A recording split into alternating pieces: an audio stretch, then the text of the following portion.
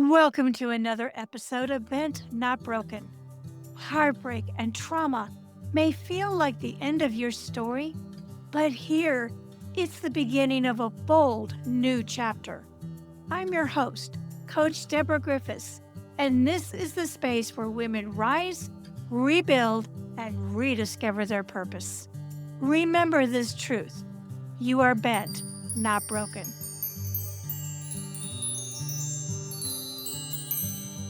Today's guest is MaLinda Perry, a KBIS award-winning industry leader with over 20 years of experience empowering professionals to lead with confidence and purpose.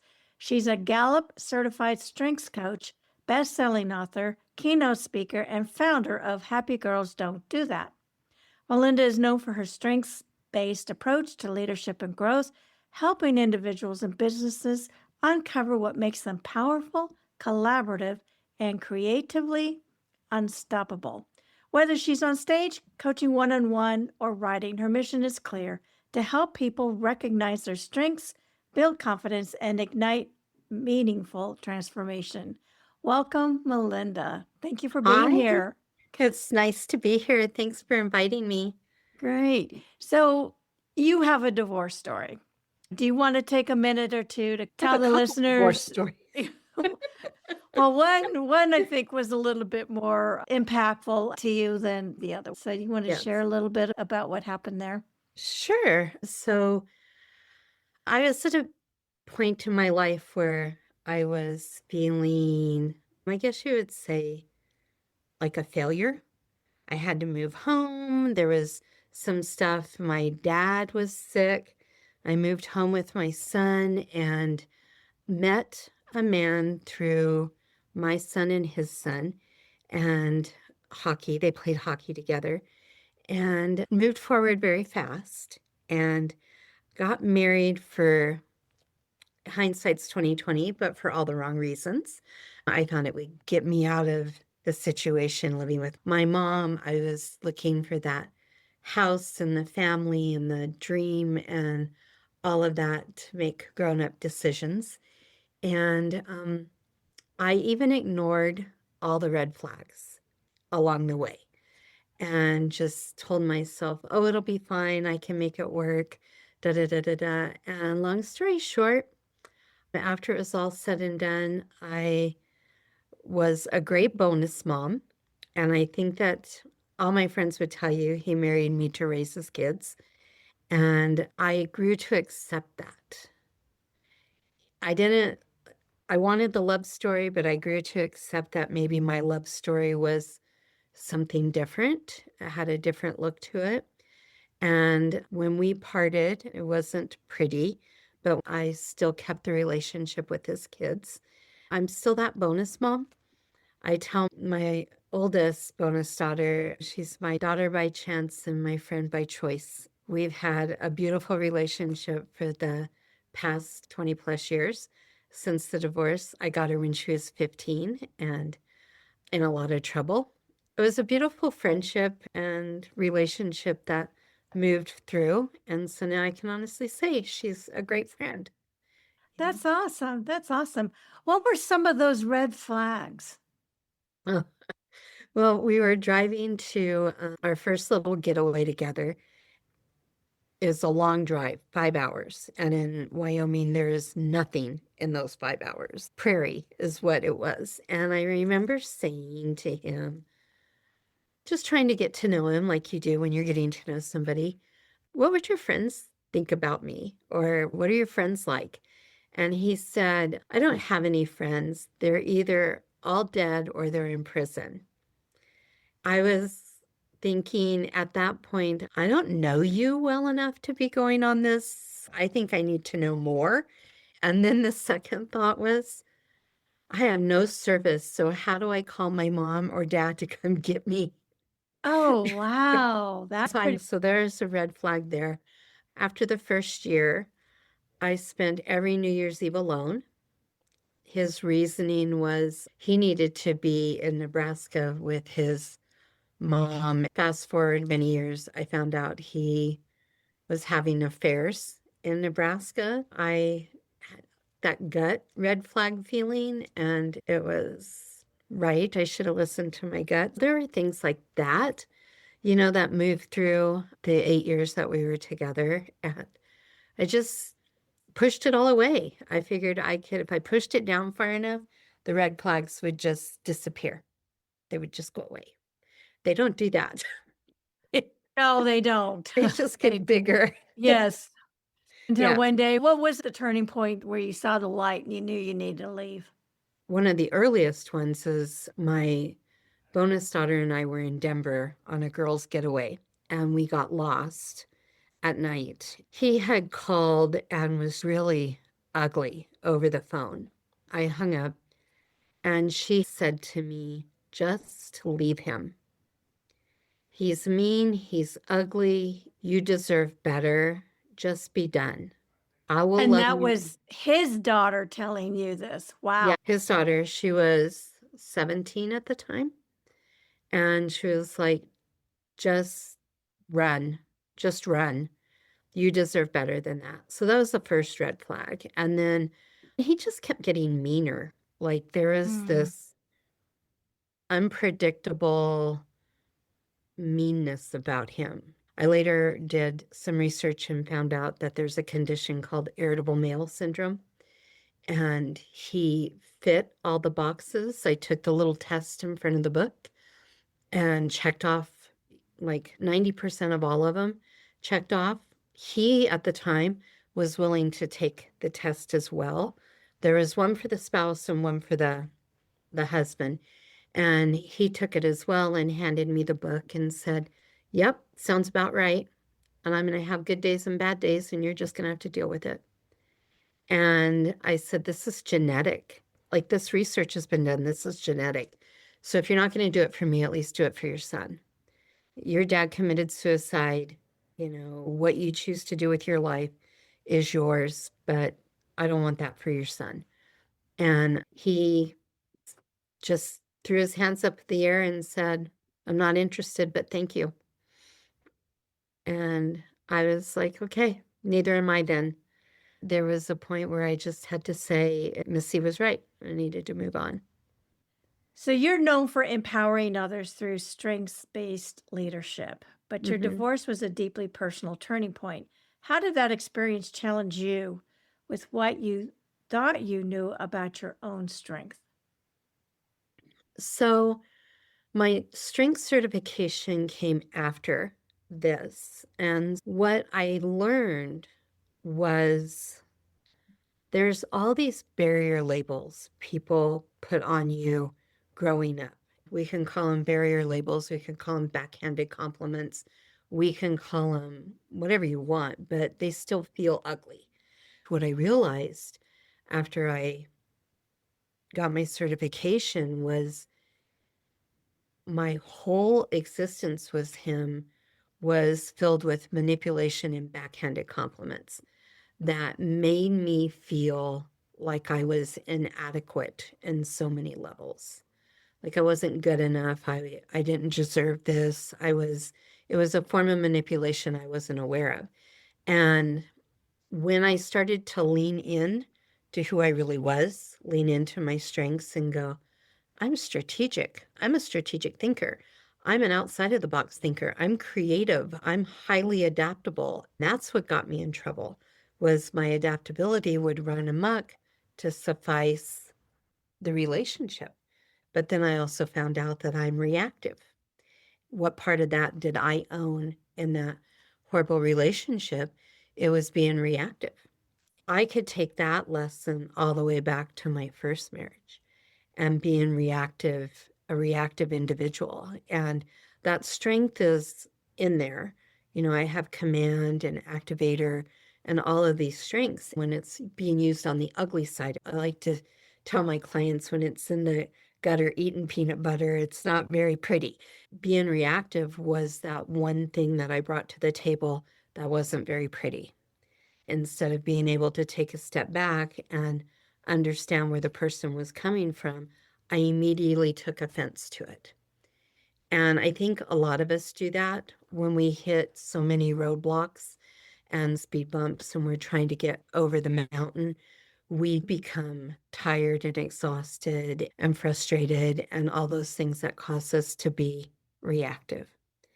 And learning that was probably the biggest life lesson I could have, was that I didn't need to be reactive. I could still make my point and be kind and be loving. I didn't need to react to everything that came across my timeline, if that makes sense. During divorce, many women feel like they've lost their identity. Was there a moment when you realized you needed to rediscover who MaLinda was outside of the marriage? Um, I think it came in little chunks, like little pieces. There was a point where I had pieced things together, and all my friends and family were like, I had already left the house, but I was strategically, I knew that if I took everything out of the house, he would sell it out from under me. So I kept my office and Mhm. kept playing nice and kept everything there so that I felt like I could move forward with the plan. I was slowly starting to get my pieces back, as I was also learning that he was having affairs with my clients. He was going to Nebraska for the weekend to have affairs with other people. And I had figured out he had done something on my computer. He was on sites that shouldn't have been on, that was showing in my computer history. He was there, his email and password was showing up on my computer. And so I was able to see where he was going and what he was doing. And it confirmed a lot of things. My friends would say, "Why are you doing this? Just be done. And why are you punishing yourself?" And all I could say was, I need to make it safe for my son.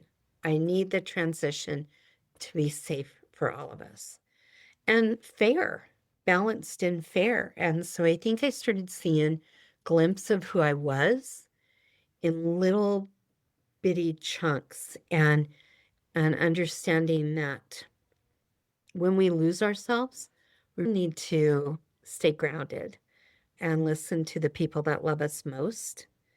When there's manipulation involved with relationships, the worst part is manipulating you to feel like you're not good enough for anybody else, or that you're a problem with your family, or that your family is a problem, or that your friends are a problem.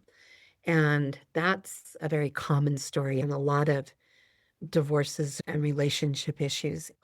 Had to start listening to that girl that was so strong. I'm a world traveler. I did all these amazing things and had an incredible life. I was a little girl full of grit and resilience, and I had to find that person in order to make everything move forward. And I think it's hard, but had I not listened to everybody else, I don't know how appropriate this is, but it fits. At one point, we had separated and I still had everything at the house, and it was his birthday. And one of my friends and her mother saw me out at the mailbox and drove up to see what I was doing. And I said, "Well, it's his birthday. I need to get him something." Her mom, I'm just going to give you an image. If you've ever seen Monsters Incorporated, Roz is the secretary lady with the red rouge cheeks, and she has this really raspy voice. Goes, "Get him a box of condoms. He'll be fine." That spoke volumes to me because she saw what I was choosing to push under the rug. It was that breaking point that I needed, but it was also what I needed to get my feet out of the mud and start making actions to move forward. What steps did you take to find yourself again? I started, I did kickboxing. I immediately, when I got everything out of the house, dove in a little bit deeper in my relationship with my son. I was very determined to make his life right. So we did hockey, and my mom was very gracious in the fact that she let me sit at home, and I bought the Dr. Phil book. I bought Joe Osteen. I bought all of this stuff and journaled and journaled and journaled about who I was and what part of it I owned. It was really important to me that I not ever make the same mistakes or blaze the same trail that I had just come off of. And I think that was the best and the most cathartic thing I could have done for myself. I couldn't afford a therapist at the time, so I had to dig into who I was and what that looked like. It changed my perspective. It taught me how to find gratitude. And as we teach everybody, gratitude is not something you're born with, it has to be taught. While my grandma taught me happiness and positivity was a choice, nobody had taught me what gratitude looked like. And so I started practicing that, and I came up with the technique because you have all these triggers, right? When you're getting divorced, a smell, a taste, a food, a song, a place, a location, whatever. They're triggers all the time. And I was finding myself just on edge and angry about everything. And so I developed a trigger thing. My brother's trigger was don't care, don't care. And I couldn't use that because it wasn't what I was about. So I would, every time a trigger popped up, I would say delete, delete. Because I knew on a computer, if you hit delete, delete, it was immediately gone. Then the trick is to immediately mind shift to something that makes your heart happy. That literally puts a smile on your face. You can experience with all five senses. Can I smell it? Can I see it? What does that feel like? And my go-to was puppy kisses. Like there was nothing better for me than puppy kisses. The warmth, the giggles, they're just wonderful to me. Wagging tails and just the fluff. And so that was my go-to. I would say delete, delete, and then immediately think of puppy kisses until my thought of that trigger was gone. And sometimes I'd have to do it 2 and 3 times in a row. Once I got that thought, I would think of something. I would say a couple of things that I was grateful for. I'm grateful that my car's paid off, or I'm grateful that, and sometimes the only thing I could find was Diet Coke. I was grateful for Diet Coke. And I'm like, there's got to be more to this gratitude thing than Diet Coke. And so I really started working on puppy kisses, what my gratitude was, till eventually there were no triggers. My brain automatically went to what I was grateful for instead of what I wasn't, what those triggers were.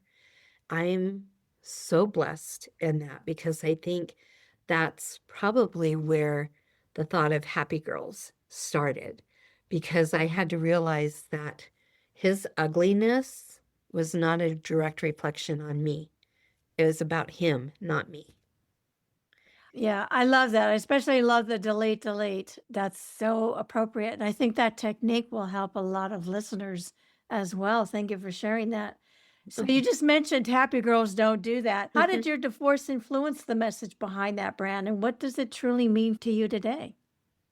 The message was a long time coming, but it was very much as I was coaching people who were bullied. He was a bully about everything, not just to me, but to his own kids and my son and other people that I knew. When I would coach, I would tell people, you're strong, you're beautiful, you have great strengths, you bring a lot to the table. It's not about you, it's about them, because happy girls don't do that. I found I was much happier being a happy girl than being somebody who felt broken and beaten up all the time. His anger was not a direct reflection on who I was. That's where Happy Girls started and morphed into that. I really wanted I wanted everybody. At some point, there's 300 million women in the world. At some point, every single one of us is going to be bullied by someone. I That's believe sad that. to me. Yeah, Very so sad, sad. very scary. And you think about what it does to us because, according to Gallup, empathy and harmony are predominantly female strengths, just like strategic and command are predominantly male strengths. They just show up more. I didn't want women to feel like they deserve that, or young girls. And it's starting earlier and earlier. Preschool now is when bullying starts. And we know that it's generational. So it's a taught behavior. I don't want anybody to have to go through that. I think we all bring this unique value to the table. And what a better way to learn it than through happiness and positivity. I agree. Even if you take a look at the domestic violence statistics, it's really sad. I think it's 1 in 3 teenagers will experience some form of domestic violence by the time that they're into their 20s. Hmm. And that doesn't necessarily mean it's physical abuse. So we're talking a lot of emotional abuse here, and Yep. bullying ties right into it. Exactly. It starts with bullying. Yes, boys get bullied as well. Yes. And I've been asked to I'm writing a Happy Girls book. I've been asked to write one on boys, and that one will come after, but it's a different, it looks differently. Girls own it differently than boys do. Bullying drops by 57% when just one hero steps in, and you don't even have to know him. So we have a campaign, hashtag just one hero, and your hero will stick with you forever. My hero was in ninth grade and we still talk. He's still my hero. It brings a lot of value sometimes when you don't have it. If somebody steps in and they're your hero, you look at yourself differently. You look at yourself with value. And it means a lot. It also changes the trajectory for the bully as well. They will go until they're stopped or have a reason to stop. And sometimes it just takes one person. There's often a pressure to stay strong after divorce. How do you define strength now, and how has that definition changed since your marriage ended? I was pretty strong. I was stubborn and reactive. But when I started studying strengths from the Gallup standpoint, everyone has 34 strengths. So we all have 34 according to Gallup, and we start learning them as young as 2 years old. So I think the biggest message or what I can bring to the table is when we're broken and going through a divorce and we're feeling like we're so broken and we're so lost and we just don't know how we're going to go on any further, knowing your strengths and what you bring to the table and diving into those brings so much volume. It makes you, when you can see yourself, how others really truly see you and what that looks like and how powerful it is, I think the growth comes so much faster. And so understanding that I thought I had to be this disciplined person. Even in the marriage, I felt like the house had to clean every morning, like deep clean every morning before I went to work. Dinner had to be on the table at 5 o'clock. To me, it was torture to live to those standards. I'm number two, adaptability. I thrive in chaos. I love it. Like, interrupt me 1,000 times. Having 4 kids in the house with all of their friends was beautiful to me. Having to have dinner on the table at 5 was agony. I didn't like it. It was not who I was. And so understanding that and being able to bring my strengths up and let them flourish, I think brought a whole new understanding of what I brought to the table. And what I was doing wrong, I was pulling from the bottom, which is like pulling a tree up by its roots and, and miserable at it. Think how exhausted you'll be if you're pulling a tree up by the roots every day instead of living who I was, genuinely who I was, and even him embracing who I was. He didn't like the authentic me. That was one of the red flags I pushed down, trying to make me be more like his mother or somebody like that. I was never going to be that person. If you could speak directly to the women who feel broken by divorce, what would you tell her about the version of herself waiting on the other side? Mm. That's a good question. I would say your version is so much more impactful and beautiful than what he has given you credit for. Touche. Melinda, where can our listeners find your books or learn more about you? Do you have a website? I do have a website, MaLinda Perry Consulting LLC.com, and it's MaLinda. My email is Melinda Perry email. If you Google me, it should pop up pretty quick. I'm part of the Mission Hope series. I've been in volumes 3, 4, and 5, and volume 6 will be out in January, I'm told. So, writing the Happy Girls Don't Do That book currently.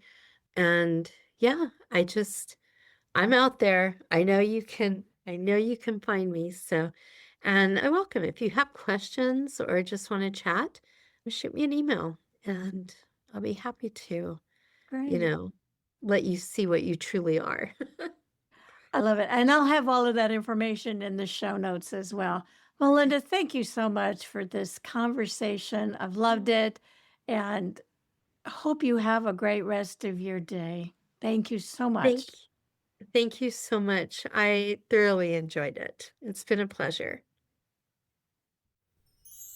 Thank you for listening to today's episode of Bent, Not Broken.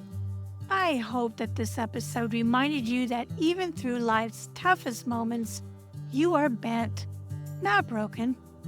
If this message inspired you, please share, rate, review, and subscribe, as it helps us reach more women who are ready to rise and rebuild. And until next time, keep living bold and walking in your purpose.